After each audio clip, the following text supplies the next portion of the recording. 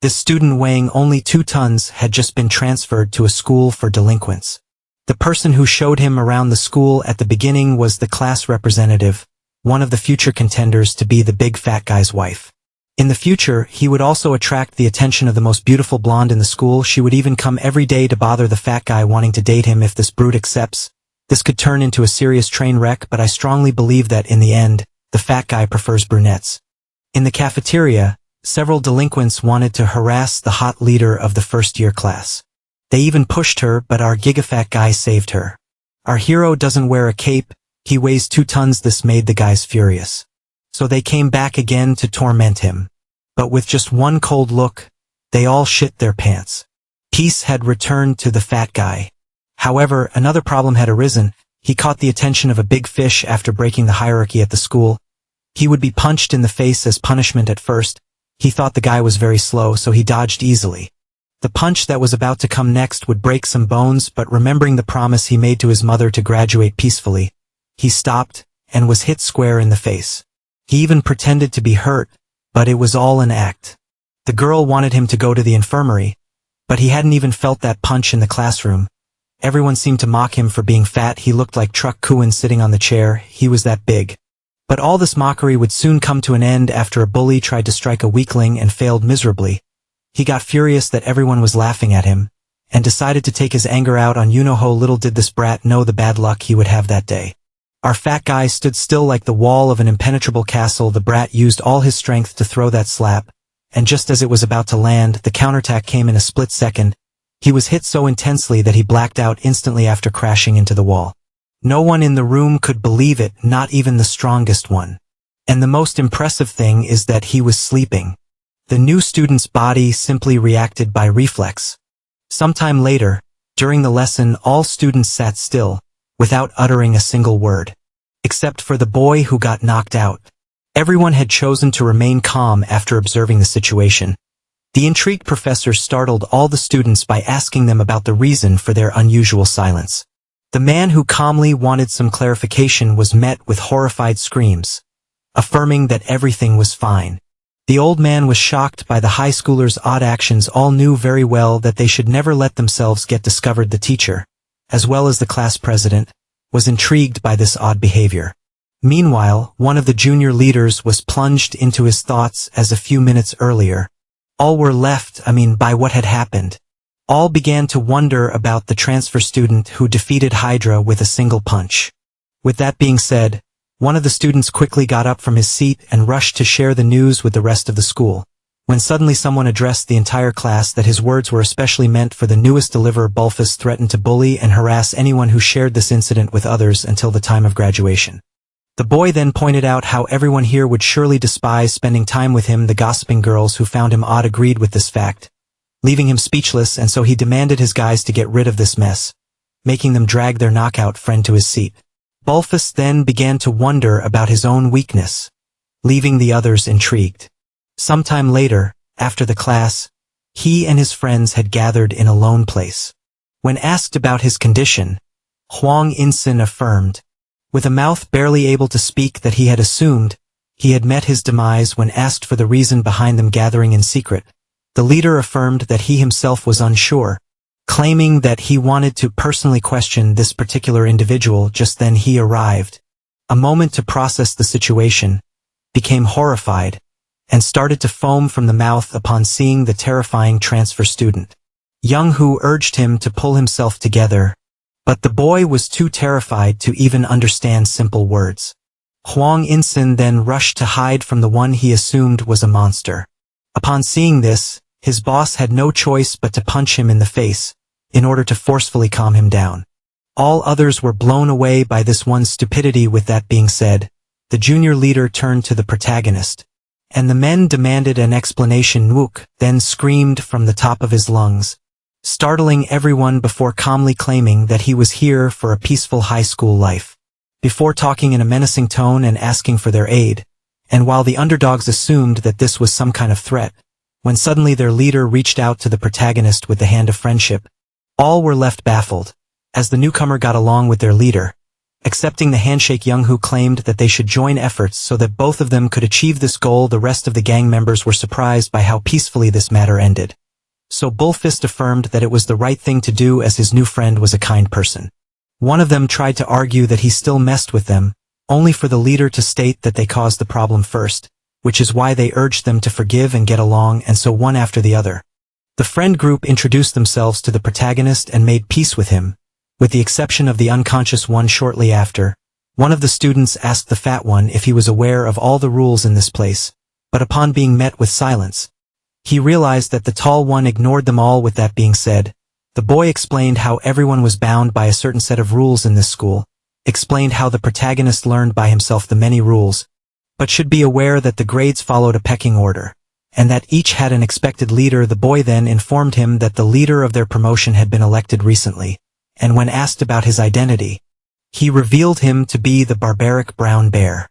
The one explaining was then asked if Party Duke status would be undisputed, so he clarified that his title of leader could be stripped away from him by anyone who could best him in a man-to-man duel, despite the task being challenging. The student's main that school life offered promotion was greatly influenced by its leader, and just as he was about to badmouth the current leader, his mouth was suddenly shut. The big one was confused while his new friends were left terrified. Party Duke, along with his many underlings, had arrived when the barbarian demanded to know the reason behind their presence in such a place. Young-hoo claimed that they were all here for the same reason. The henchman of the brown bear then began to mock him for being stupidly arrogant. The angered grade leader ordered them to purchase him bread, along with some strawberry milk, only for the rebellious Young-hoo to boldly walk away and claim that Party Duke was already too fat for such treats. The class leader, who was triggered by such provocation, once then rudely interrupted once he demanded to know who was showing arrogance.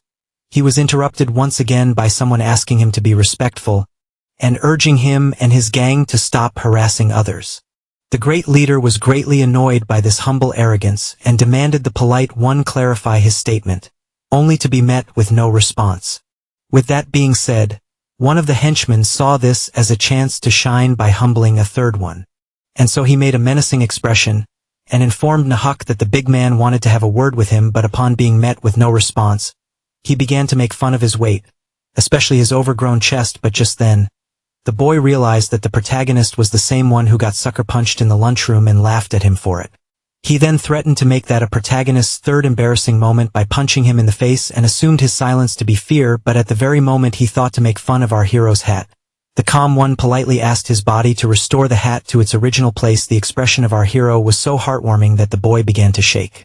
And so he gently grabbed the calm boy's hat before carefully putting it back in its place. The brown bear had a hard time processing what just happened. And just as he was about to lash out at his henchmen for this pathetic failure, someone suddenly called him. The boss turned around. The young thugs were now in the presence of ladies, and one of them asked if it was either of the first years. The barbarian tried to appear as polite as possible, as this was none other than the honored student of their promotion, Kim So-young. This one had stunning beauty, then noticed our protagonist and was left disgusted by his fat appearance. The honorary student wanted the brown bear to come with her, as Suzy wanted to have a word with him. The big one grew even more excited, as this was none other than Park Suzy from the second years. With that being said, he happily rushed to meet with the pretty girl. His sudden leave intrigued his goons, so he stopped for a second and addressed them. Upon being commanded to take care of the rebellious ones, the weird mood of the goons was suddenly twisted to a more violent atmosphere. The one who originally went to bully the protagonist urged them to stop, doing the giant pressure that he suddenly defended. Upon seeing that his voice would be unheard, he decided to make a run for it before the worst could happen, and so in the blink of an eye, our hero and his friends found themselves surrounded, as when the leader expressed his command, his word would be absolute. And in case one ignores this word, he should just flee and change schools or risk being punished by the same boss that he had defied his authority. Meaning that when the leader gives his orders, one could never disobey. Following that logic, the one with an afro explained that as first years, they are bound to respect the words of their leader. And with that being said, began the initiation of the devalued one as he punched the first student in the gut, making him suffer in pain. The rest couldn't believe this scandal. Naseonwook, who saw it all, was particularly livid by this injustice. The henchmen then began to make fun of the dark looks given to them by Bullfist. But just as the afro pointed out that they had their hands tied, he was suddenly interrupted by none other than the protagonist, who, despite having a hard time following the rules, affirmed that someone who harasses others was in fact an enemy. One of the students who was annoyed by those noble words flipped off the hero, claiming that the words of their leaders were law, only to be silenced by the fat one raising his voice. Nowook affirmed that the bullies are his enemies. And with that being said, our hero decided to bring the harassers under his control. Meanwhile, somewhere else within the school, where an oppressive meeting was being held, Zombie affirmed to her superiors that the brown bear had been officially appointed as the leader of the first years. This made someone laugh hysterically. Then someone asked the blonde boy who in his opinion would win in a fight between himself and the new junior leader. Young June affirmed that the brown bear was still a weak junior. The mad one quickly got off his chair, leaving Zombie uncomfortable as he asked him to clarify if he believes in his victory or not. The blonde one confirmed and claimed that the tall one with a red shirt was unique among his promotion. At that time, the protagonist, who claimed that the henchman was his enemy, decided to begin his subjugation, and so he jumped into the air before taking a fighting stance, followed by a second. Due to his footwork, everything had been set in place.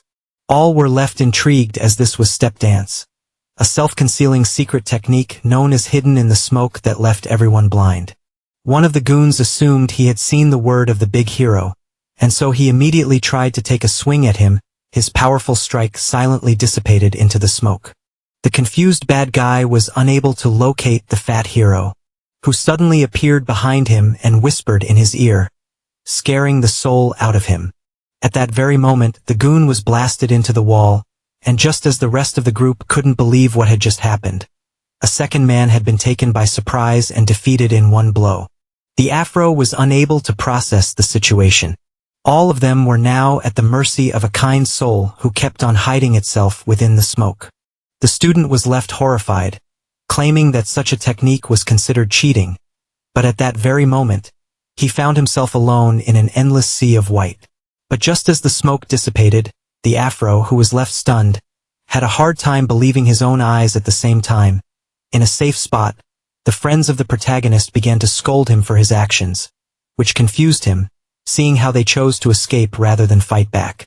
One of them affirmed that they were doomed as their transgression of the rule would certainly call for the intervention of the seniors. The leader then affirmed that he would have engaged the plight. All were left horrified as the seniors were surely going to look into their crime. Only then did the lead realize that someone was missing. Meanwhile, back at the Afro, the boy found himself in the presence of an overwhelming aura. Upon seeing this magnificence, the henchman immediately assumed him to be the true leader of the group. This individual was none other than a poor hydra that had just woken up from a forced nap. When asked if this one was truly the main culprit, the student affirmed it with all his mind to Brown Bear, claiming that they had been assaulted. The goons affirmed to Brown Bear that the weak-looking one had truly attacked them and must be playing mind games to hide the fact that he is the real boss. Hydra apologized, claiming that he had no idea what was going on. Before cracking a villainous smile and affirming his ignorance once again, the horrified goon then pointed out the evil expression the supposed leader just had on his face, making him look like a delusional man in the eyes of his boss. Parky Duke then asked him once again if he was truly behind it, only for Huang and Sin to deny it once again, wondering if he truly showed an evil smile. At that moment, someone entered the building, and just as Brown Bear was questioning the young man, this new presence affirmed to him that it was obvious that Hydra wasn't the one he was looking for. The intrigued boss turned around. His henchmen insisted that they had brought in the real me bear. They were quickly silenced by their angry superior. With that being said, the henchman realized that he had mistaken an innocent student for the main culprit in a moment of panic. And so, Brown Bear finally realized that there was no way for the skinny blonde to have beaten up his henchman, meaning that Bullfist was the only suspect left.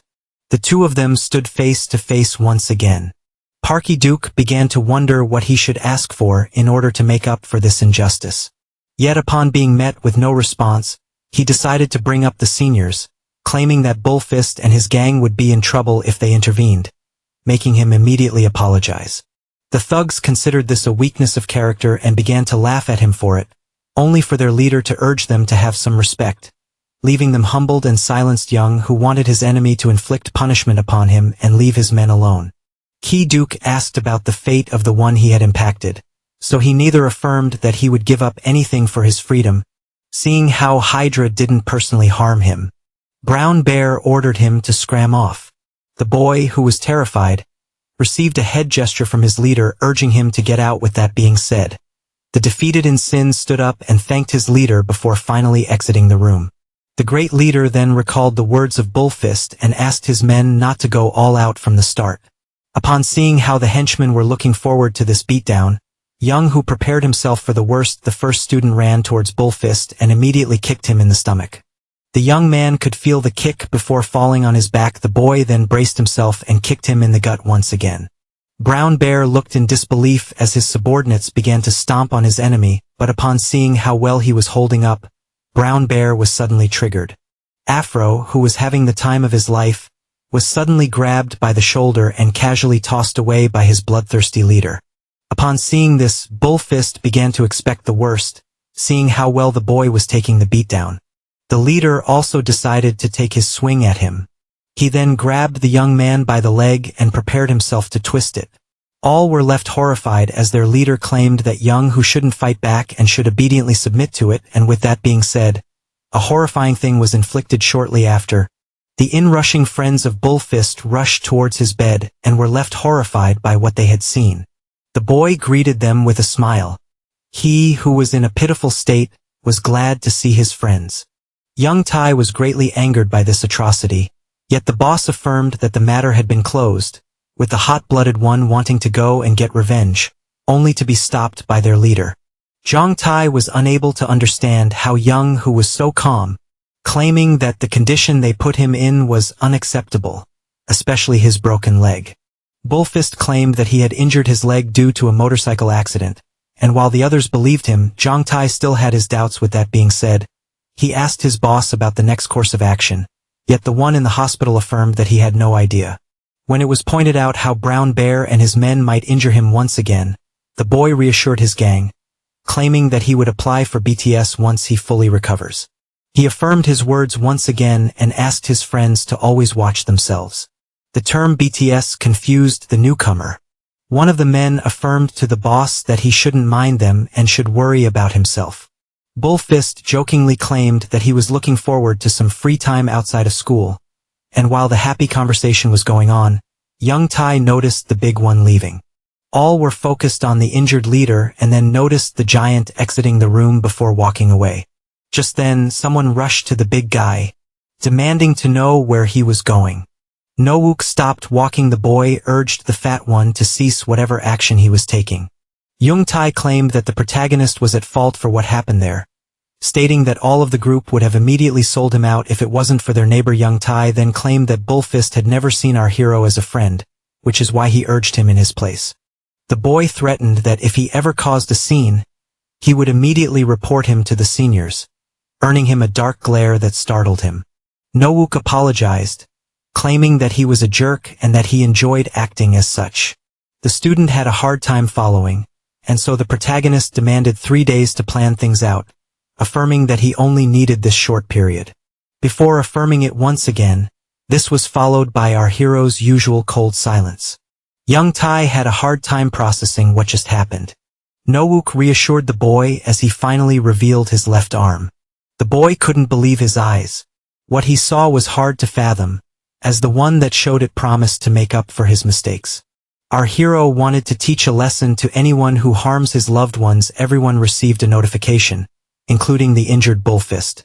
BTS battle target system had been initiated. All were left intrigued as a designated fight between first years was announced. The leader of the first years, Brown there, was demanded to fight a certain opponent that left everyone amazed, as it was none other than the transfer student himself, labeled as an underdog. With his tattoo finally out, our hero would now consider all of his upcoming actions as a way to defend himself. BTS, which is also known as Battle Target System, had some indisputable rules. The first being that only those not connected by the seniors were allowed to obtain the tickets to see the match. Rule number 2 forced any great leader to immediately accept the challenge if it is proposed by an underdog, who is allowed to only fight each nominated leader once.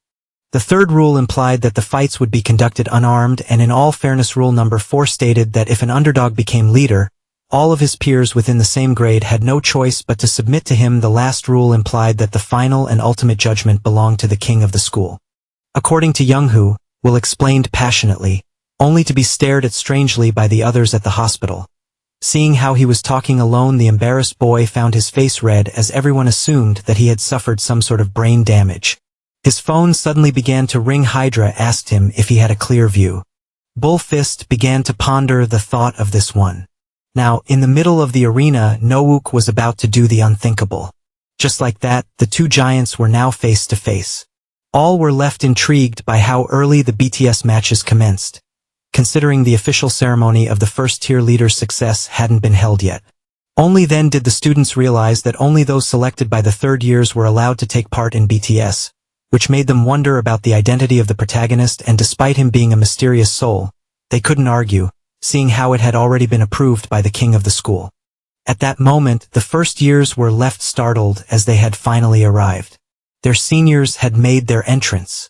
All students stood still and adjusted their postures to greet the second year's Oh Chang-sik, the 98 boss and the strongest among the second years, annoyingly demanded to know the reason behind the chaos. Zombie pointed out that the entire school was in shambles while his friends stood silent. Suzy gazed at the menacingly calm giant and was left baffled by him, as he was the kind of man she liked.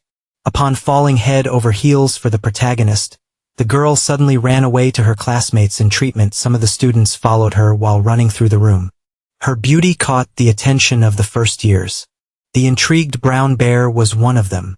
With that being said, he turned around and formally greeted the second years. The seniors gazed at the transfer student who stood still and demanded he show some respect. With that being said, they ignored him and kept going their way. The second year then decided to take a seat.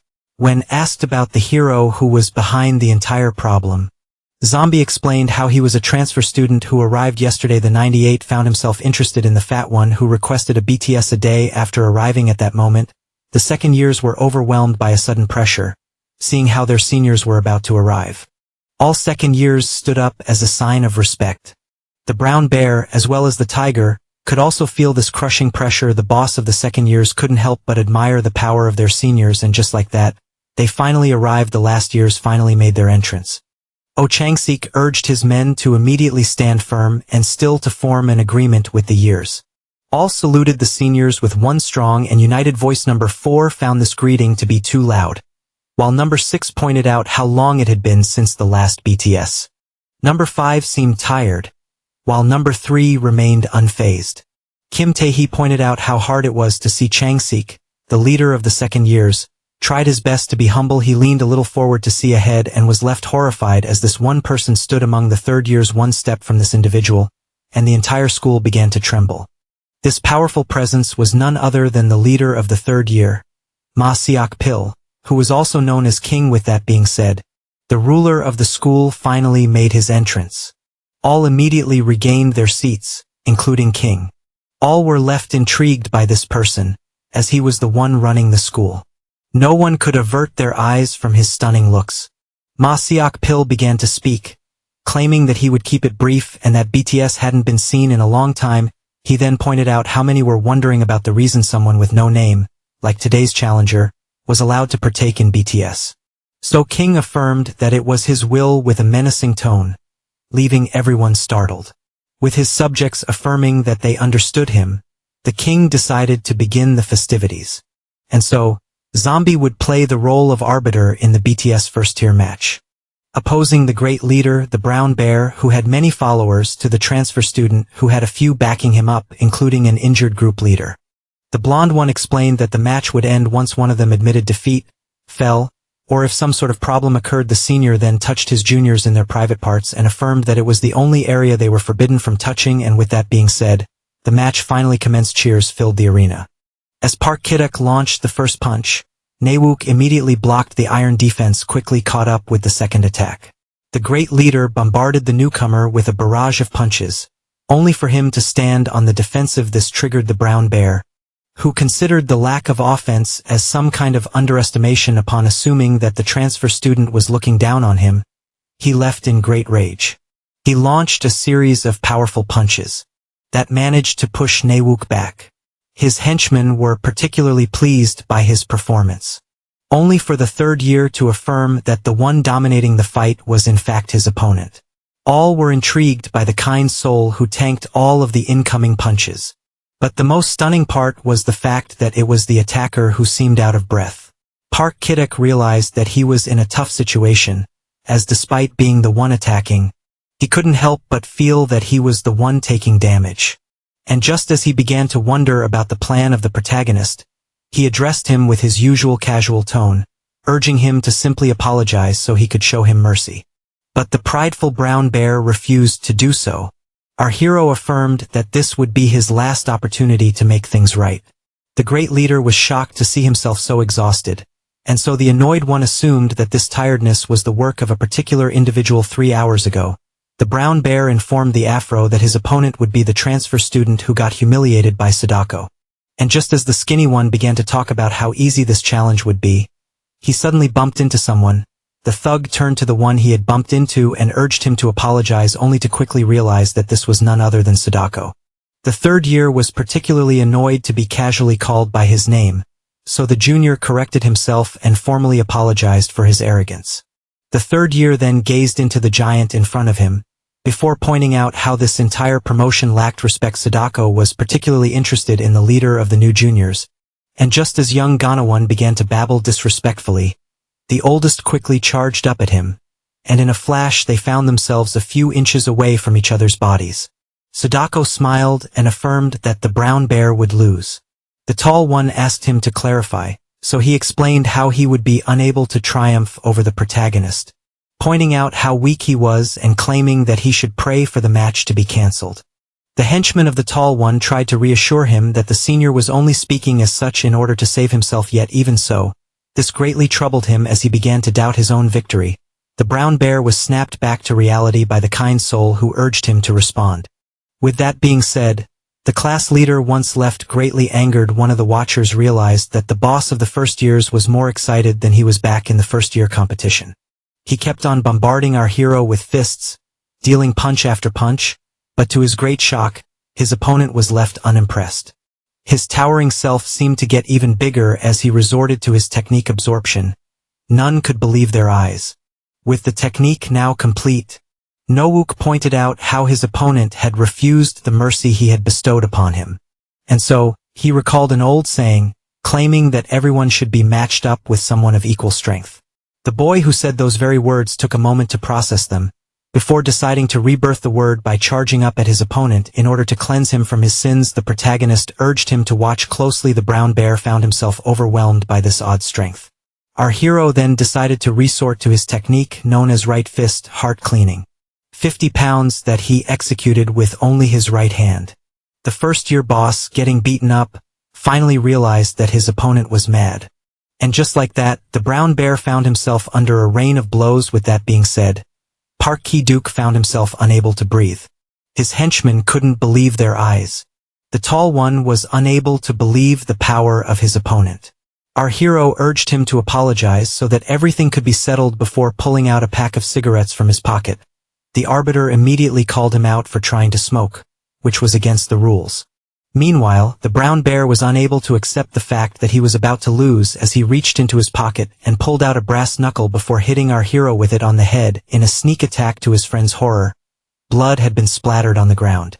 Blood belonging to an innocent man. Upon seeing this, none could believe their eyes. And so they screamed that the brown bear had broken the rules, seeing how he resorted to a weapon in order to knock his opponent down. The second years were blown away by the turn of events, while Suzy had a hard time believing what just happened. The ref himself was surprised, but just as he was about to disqualify the boy for using a weapon, he was interrupted by the sound of laughter. He tried to call the cheetah, only to be interrupted once again. The annoyed zombie turned around to see who this insolent one was and was left horrified, as it was none other than the king himself who was laughing his heart out. His sinister laughter made a chill run down every student's spine. The zombie tried to stop the fight, only for Boss 97 to urge him to resume it. None of the students were convinced, seeing how one of the sacred rules had been broken. The ref tried to argue, yet there was no room for discussion, and with that being said, the king urged him to resume the fight, screaming his order to the entire school. His voice alone created a powerful shockwave that even managed to make some students lose their consciousness. The second year found himself in front of a mighty power that no one could fight. This was the true power of the school's ruler, and with that being said, he had no choice but to resume the game. Bullfist was particularly irritated by this madness, and so he tried to get up from the bed despite his injury, only for the nurse to stop him. The devastated Hydra fell to the ground, unable to fathom such madness, seeing how the protagonist was injured and already down. Suzy also questioned the word of the king. Meanwhile, the brown bear, who had lost it, recalled the words of Sadako regarding him being beneath the transfer student.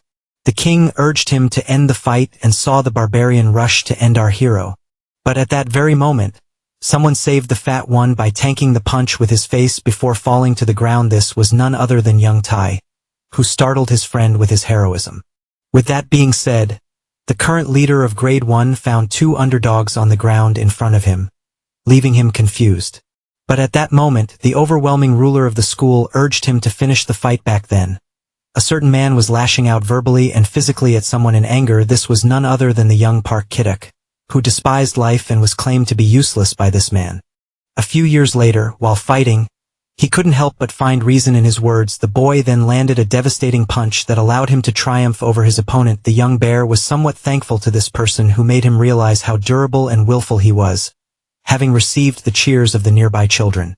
The boy who assumed himself useless finally found something he was good at, and despite every encounter ending with his opponents at his feet, Kiduk realized that the love of others was relative to the number of victories he could achieve, meaning that he was forced to achieve victory no matter the cost, claiming that he would boost his views if he ever tasted defeat. But at that moment, he was breaking out from the world of dreams by the protagonist, who asked him to focus on the fight. The brown bear was left horrified as the protagonist claimed that there was no turning back from his actions now.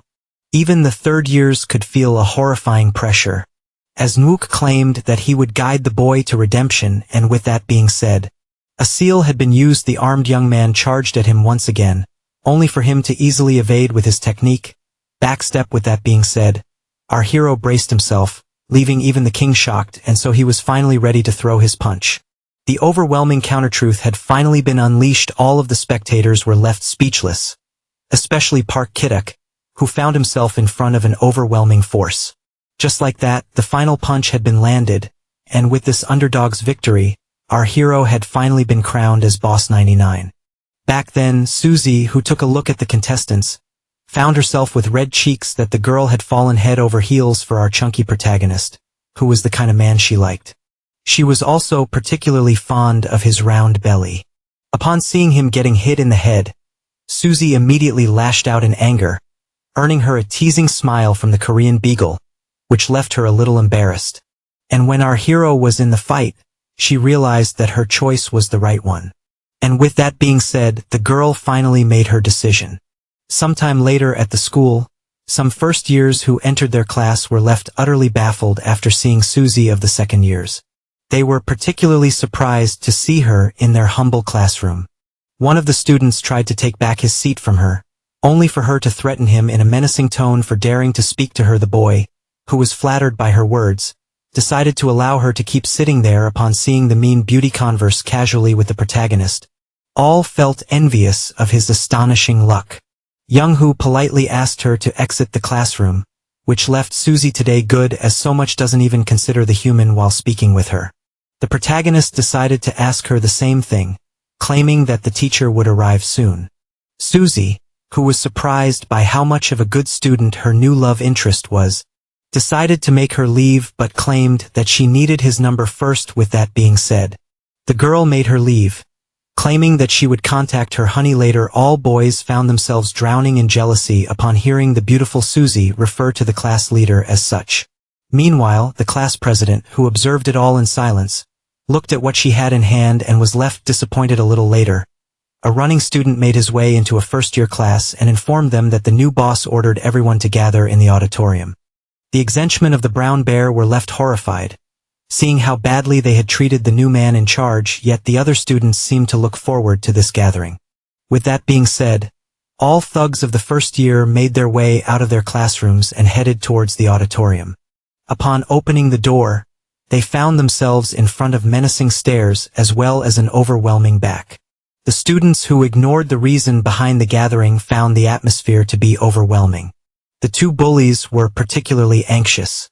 Yet upon being greeted by the boss, the Afro was the first to greet them back, and so after a small silence, the new leader shouted with all of his might, immediately imposing himself upon the other students. The kind soul affirmed that he was no leader but a simple boy from the capital. And so he jumped off the stage in order to land on their level, claiming that they should all get along from now on. The thugs had a hard time following. Nowook explained how he didn't want to be their boss but their friend instead. Bullfist was particularly pleased by this kindness. He wanted them to see him as someone who could help them in times of need. Claiming that they would surely be forced to one day rely on one another, he then claimed that everyone was useful and that they should live their lives with purpose from now on before forbidding them from robbing other kids. Nowook then asked them to always remember that one should be placed against an opponent of the same level. In the end, the gentle giant claimed that they should all repent together in order to graduate in peace, and asked all who agreed with him to scream. With that, he took a deep breath and shouted it first, only to be met with a confused silence. Some of the embarrassed students assumed that it was some sort of battle cry. Only then was it screamed by Young Tai, followed by Young Hu as well as Huang Insen. The entire class of our hero responded positively to his demand, and with that being said, all except the forcefully shouted "I" in front of their new leader, who was left satisfied. The boy realized how much of a kind soul the protagonist was. Claiming him to be a gorgeous person unlike him, Young Tai began to look up to the boy from the capital, and just like that, Nowook had gained an army of new friends. 7 days had passed since then. First-year thugs had stopped bullying the weaker ones. The nerd affirmed to the two students that he was a rank at this game, making the two of them urge him to have them as friends, which was a perfect example of the peace that installed itself among the junior promotion. Susie asked the hero if he had something to do after school. She proposed to go grab lunch, or even go to karaoke, as well as suggesting going into a DVD room, leaving everyone jarred, only for the fat boy to affirm that he had an appointment, leaving Susie with a dark expression, having realized that he was going to see another girl. But to her shock, the boy affirmed that it was a study date. Nowook wanted to study with the class president today. The girl immediately turned her head to see who he was talking about, and upon following the gaze of the other students, she found herself looking at a nerdy girl focused on her studies. With that being said, the second-year love interest wanted to go study but demanded a date from him, claiming that they should go on one tomorrow. Bullfast affirmed that he and his friends had already reserved the bus for the next day. Leaving the girl irritated, Susie even claimed that he would be in big trouble if he ever bothered her again before shooing him off. Young Hu's friends began to pity him, seeing how unpopular he was with girls. That same day after classes, the class president found herself with the new grade leader. Kame Minju then claimed that her presence might cause trouble, leaving the boy intrigued. So she explained how them being together wasn't pleasing their senior. The class president wanted to avoid any misleading situation. Seeing how she was only here to tutor the transfer student, she then tilted her head only to see the gentle giant looking at her weirdly. Just as confusion began to settle in, he suddenly patted her head and affirmed that she was adorable, leaving the girl with a blushing face as she urged them. Shortly after, inside a cafe, the class president was giving the protagonist some English lessons, but as she kept on tutoring our hero, he suddenly began to yawn. Upon seeing this, the girl decided to stop the lesson for today, which the boy had no problem with. With that being said, they decided to make their leave, but while grabbing her stuff, the girl noticed the items in her backpack. She then gave the medicine to the protagonist. Seeing how injured he was due to his last fight, she struggled to explain herself, only for the boy to affirm that his senior had already offered the same medicines to him, and so the class president decided to take them back. But upon seeing how sad the girl seemed, our hero placed the plaster on his head, expressed his gratitude for the medicine, claiming that he shall use it while leaving her overjoyed. With that being said, our heroes decided not to tarry any longer, in order to catch the train. Meanwhile, the past goons of Kiddock struggled to contact him. One of them asked the Afro about his opinion regarding the new boss. The third one pointed out that he was a kind person whom they could get along with. Yet the boy had a hard time believing it, as he brought up the glorious era that they had under the brown bear. But at that moment the student bumped into someone. Afro immediately apologized for his carelessness. The thug decided to make a scene, claiming that his arm was hurting a lot, leaving the boy to apologize once again before making his leave. Only then did the grown man demand the boy to come closer. Afro realized that he was in a tough situation. His friend urged him to keep it peaceful, as fighting for nothing could only bring problems. The boy had no choice but to resonate with that logic as he apologized to the man once again. This one began to mock him for acting so politely, before claiming that this entire generation was deprived of manners. His friend tried to intervene gently, claiming that it was a mistake on their part, only to get punched by the grown man for apologizing on behalf of his friend. Upon seeing how violent this bully was, Afro decided to attack, only to miss and receive a kick in the stomach as the boy fell to the ground. The man began to mock him. He then urged his friends to help him jump the high school student. And with that being said, the young thug found himself under a rain of flip-flops, as they kept on insulting and hitting. He then spotted a brick nearby and decided that he wouldn't take it anymore. At that moment, the friends of the boy restrained the adult. And so, in a burst of adrenaline, the high schooler went for the kill, which his friends didn't expect, when suddenly a hand stopped him. The angered boy turned to see who was interfering and found it to be his senior, Sudogko, the one wearing a tank top. Once left infuriated that he was about to be hit with a brick, only for Dogko to claim that he had already contacted the authorities. With that being said, the grown-ups had no choice but to leave defeated, as the high schooler demanded them to scram, seeing how they knew what was best for them a few minutes ago. While working at his job, the third-year student spotted a nearby fight. Upon recognizing some of his juniors partaking in it, Sudogko claimed that they had nothing better to do. Only then did he realize that the one lying on the ground secretly grabbed a brick. Having realized what he was planning to do, the senior had no choice but to rush in order to prevent a murder later on. The juniors thanked their senior, who affirmed that it was nothing, only for them to bow down and thank him once again. Afro raised his hat to if the senior was still there. Sudogko decided to speak, but as the terrified juniors expected punishment or scolding, he just advised them not to ruin their lives with a single action, leaving them deeply thankful. With that being said, the third-year student finally walked away. Sudogko then realized that he had just acted like an old man, only to be called in by his boss, who urged him to hurry, making him rush back to work. With that being said, the boys decided to go back home after a long day. Later that evening, Afro asked the others in the group chat to enjoy their night while he searched for the missing leader. Only then did the high schooler spot a girl with 3 boys. Upon realizing that it was a familiar figure, he was left particularly annoyed, seeing how he had asked her time and time again not to bring her lovers near his house, only to be left horrified upon realizing what was happening. As the 3 hitting on her were no strangers either, the girl immediately got away from them as she urged the boys to stop their nonsense.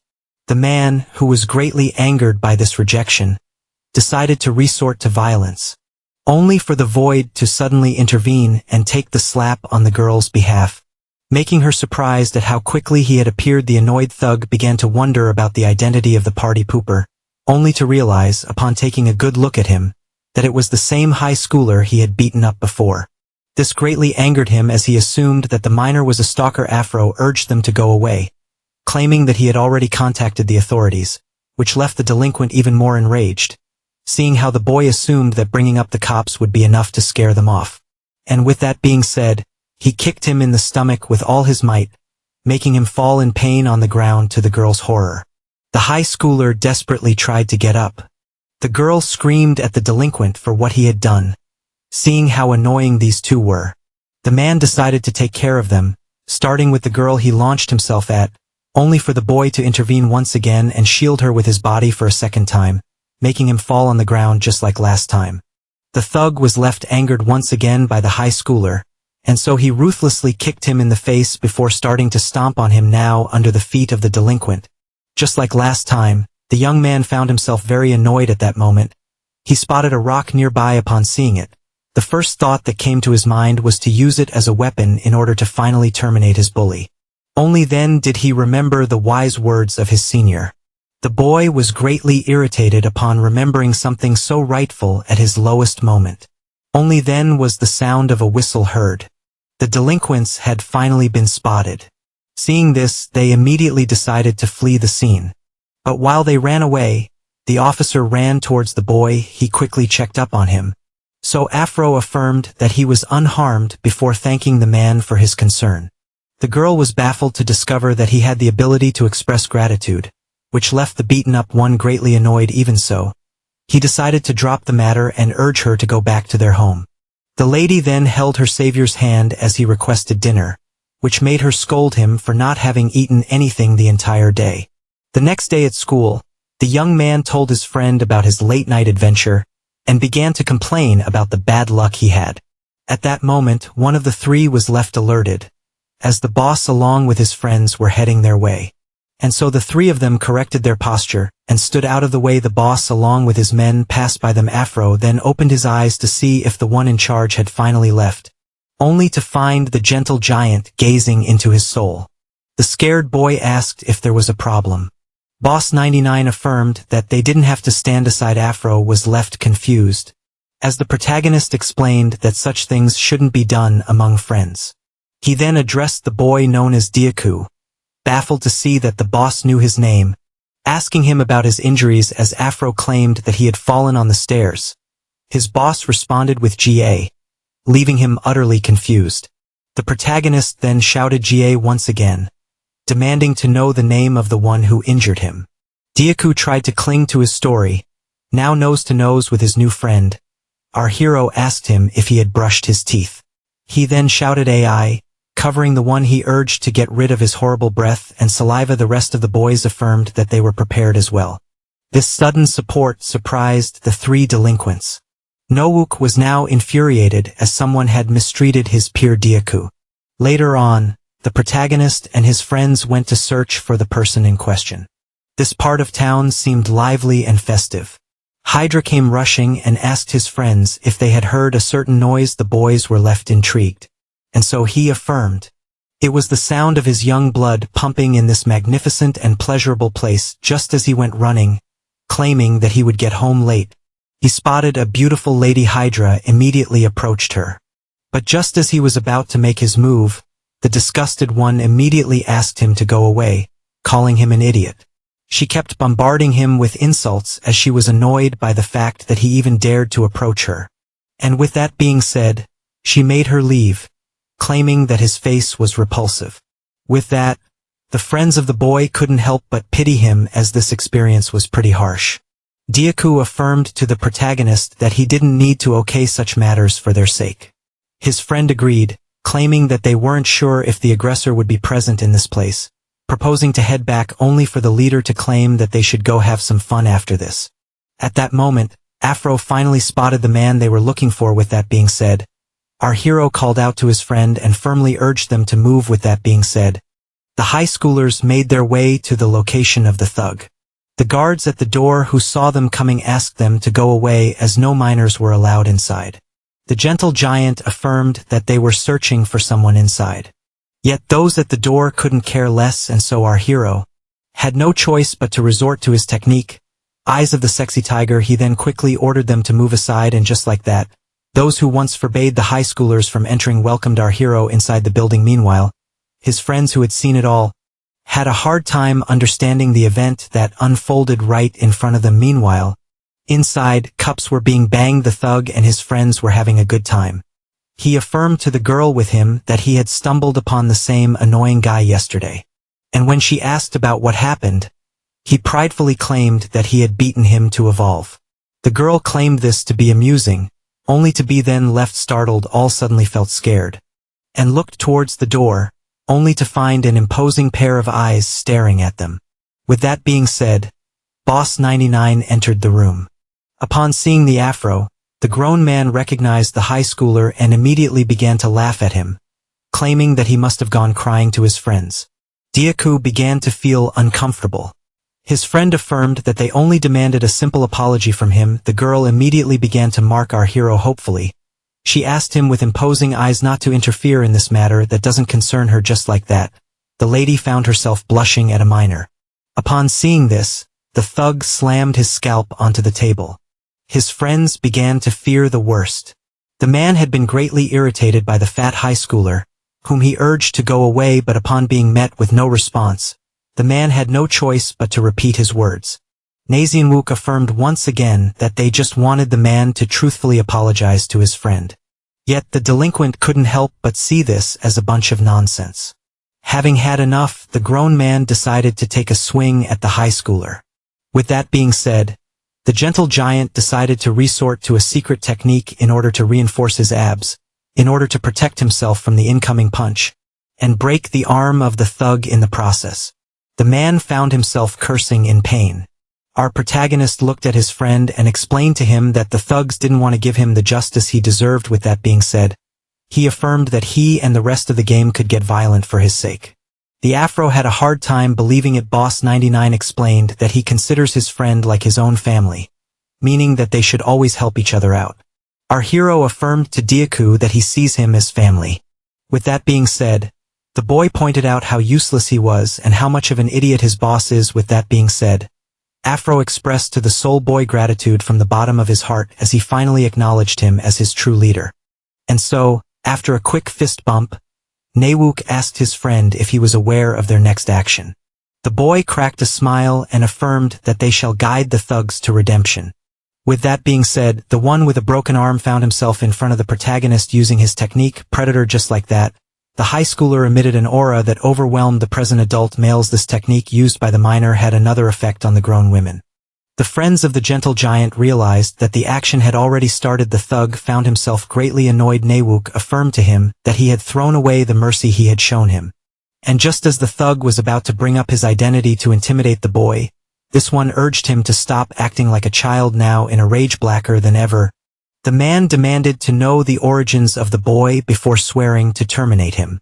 Our hero affirmed to him that he doesn't need to know such information, seeing how it was the grown man who had made a mistake. The thug grew even more terrified. Nowook then explained that even if one was unable to live like a saint, he should avoid causing any trouble to others. Just like that, the gentle giant kindly advised him to get a fresh start when suddenly someone came in asking for Jinsu. The high schoolers were left intrigued as a bunch of men that resembled a gang suddenly appeared. The thug began to laugh, claiming that his attackers were now doomed. As the one smoking asked for Jinsu once again, Hydra found himself startled, as he and his friends had now been cornered by the men in suits. Just then, someone came from behind the man. This one was intrigued by the many minors in the establishment. Huang and Sin began to sweat bullets as this one approached. Even Youngtae and Younghu were left alerted. With that being said, he finally stopped. The giant man, who presented himself as a graduate from Gukyang from the 94 promotion, demanded the high schoolers to present themselves. The boys realized that they were now in a tough situation, as this one was someone from an old promotion who had graduated from their high school, and just as they began to argue whether begging could save their lives or not, the man pointed out their silence, and was immediately angered by it. Youngtae tried to that they were only walking by, yet the man had a hard time believing him, seeing how he was inside a building forbidden to minors. With the negotiation being a total failure, the one in charge gave his orders, asking his men to wrap up the intruders. The grown-ups began to look forward to the chance of beating little boys, who realized that they were in a tough situation. Bullfist realized that any wrong movement could pull them into deeper trouble, which is why he asked the protagonist for a plan. The boss emerged from the door, took a short moment to analyze the situation. Afro affirmed to him that they would follow him. Regardless of his decision, his two friends affirmed that they were all prepared. Hydra was particularly fired up. Youngtae, who agreed with them, asked the leader to give his command. All looked forward to the decision of their friend, who cracked a gentle smile. Nowook explained that conversation was currently useless, which is why they should resort to violence first before asking his men to not cause any damage out of proportion. And as the leader shouted, all of the pack responded to his war cry with powerful voices. Just like that, the high schoolers were able to intimidate grown men. Upon seeing this, the boss was particularly angered as these were no more than simple minors. And so, the one from 94 ordered the attack, making his forces snap back to reality, and charge at the children, who decided to face them fearlessly. Just as one of the men was about to make the first punch, he was met with a door in the face.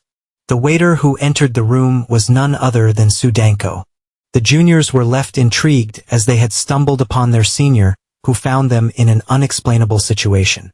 Seeing how their intruders recognized the server, the henchmen immediately assumed him to be part of their gang.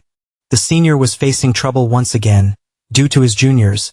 As the three guards immediately charged at him, the alerted third year immediately dodged the first punch. He kept on evading without raising his fists. Sudanko demanded to know the reason behind this aggressiveness. He then dodged a punch that landed on his plate, and just like that, what was on it broke down on the floor. This greatly annoyed Sudanko, who evaded the man's hit once again, only this time he grabbed him by the collar and shoved his knee deep into his chin. With that, the first of the three had been rendered down, while the second man tried to take him from behind, only for the high schooler to duck and leave his opponent no room to react before finally uppercutting.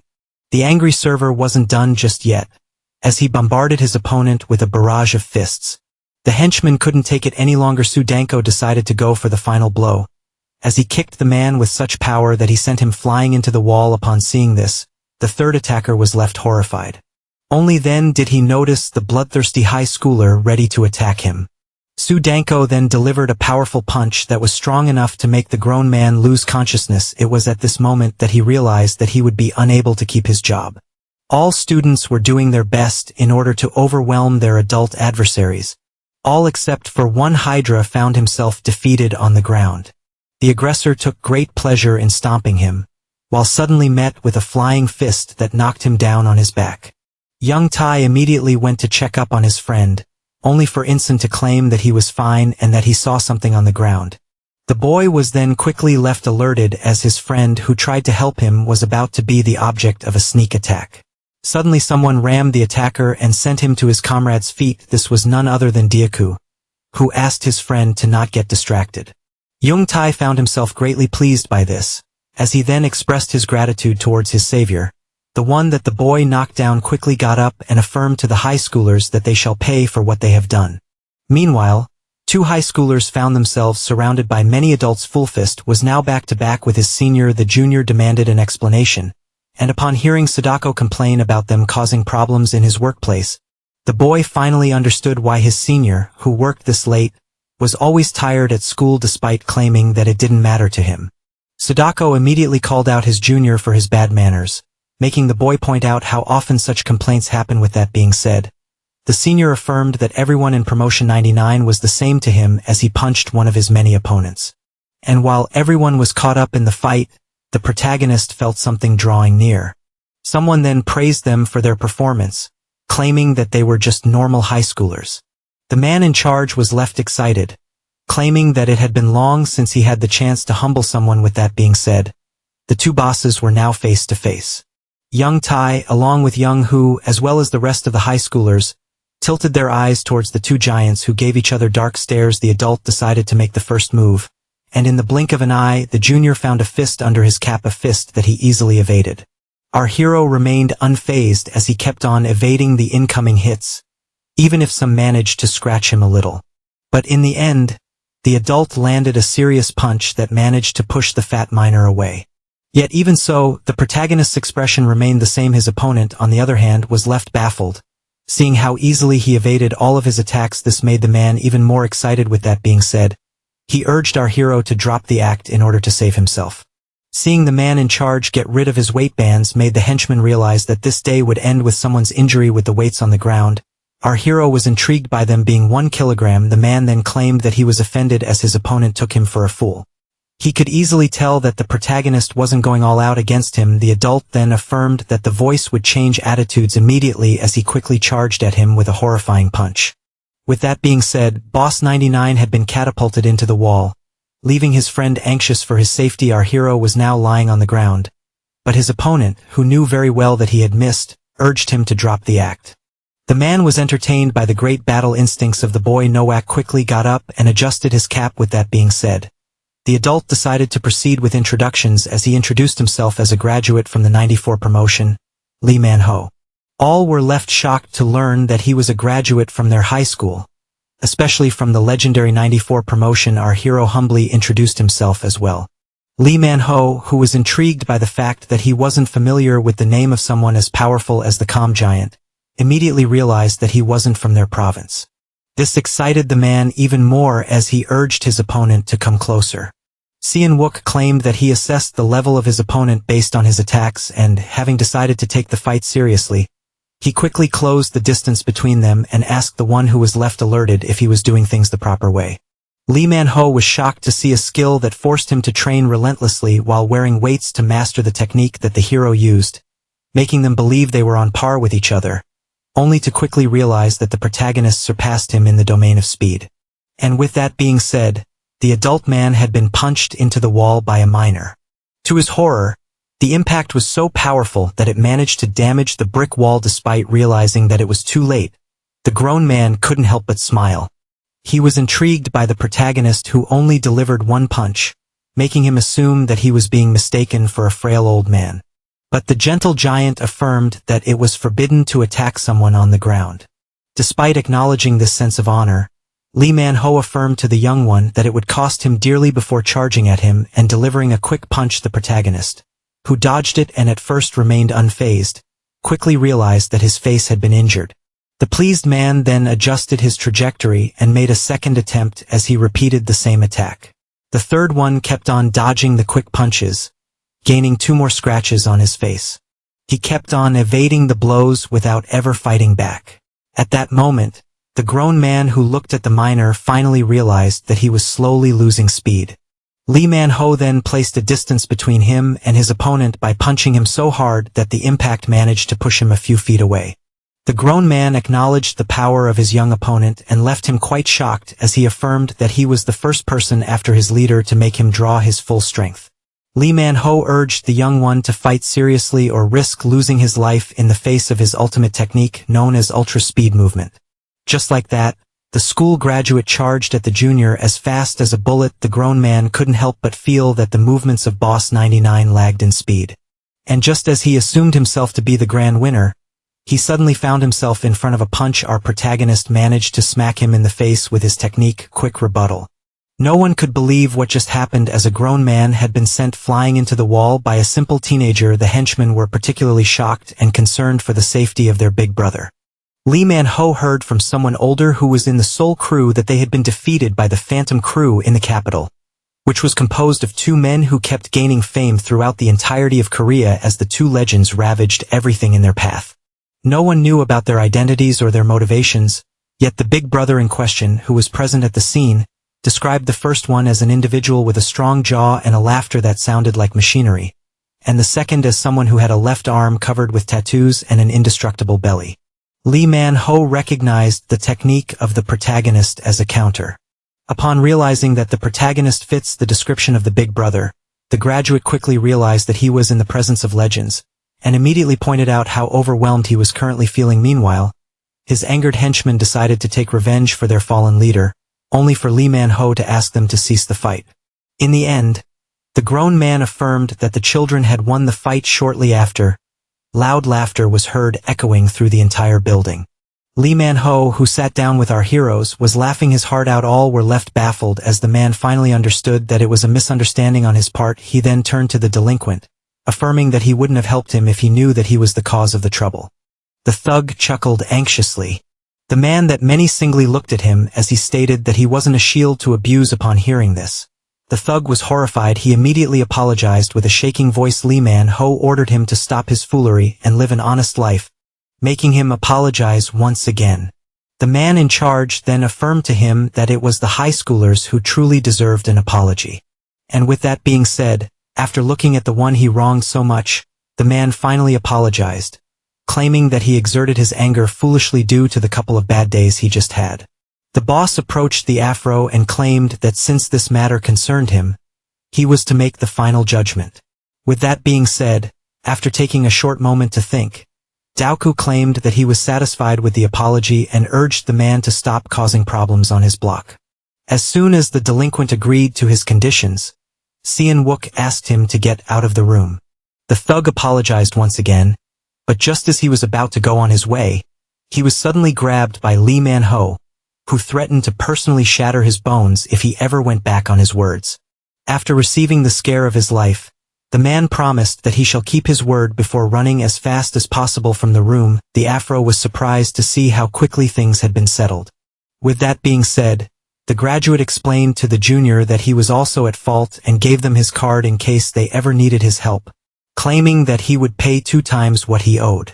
He also firmly demanded that they save his number, as there would surely arrive a time when his assistance would be required. With that being said, MANHUA stated to his men that they should make their leave. All immediately followed the one they admired once the grown-ups had left. Hydra claimed that he mistook them for gangsters, which was a mistake that all juniors made. After this long day, the leader proposed that they should each go on their way. Seeing how they had classes the next day, and just as Young, who was about to bid his friends farewell, Deoku decided to speak. He and his 2 friends bowed down in respect while thanking their peers for their help. At that moment, Bullfist claimed that they should show their gratitude by giving them some time inside the computer room, but just as the Afro affirmed that this would be impossible, all were left disappointed. The leader decided to speak and inform them that friends shouldn't be so formal with each other. Young Tai then asked about their senior who went to his other job, according to Bullfist. While on his phone, MANHUA was left greatly pleased as his boss had called at the right time. Meanwhile, at school, inside the conference room, a meeting was being held. The present second years looked uneasy. The third year seemed troubled, but their boss was the one that was mostly angered. Seeing how the seats of their juniors were empty, one of the final years claimed that the freshmen were reckless and didn't bother to show up to meetings. Another, one of the strongest, claimed that they needed to be taught discipline as they were bad at collecting funds. He then turned to the 98 boss, who affirmed that the first-year transfer students he was acquainted with should arrive today. When asked if they were reliable, Changsik took on a dark expression before finally letting out a smile. Meanwhile, in the hallway, a boy and a girl were peacefully roaming inside the school. Both of them seemed at ease. Boss 98 reassured the rest of them, claiming that they shall soon reclaim control over the position of junior leader.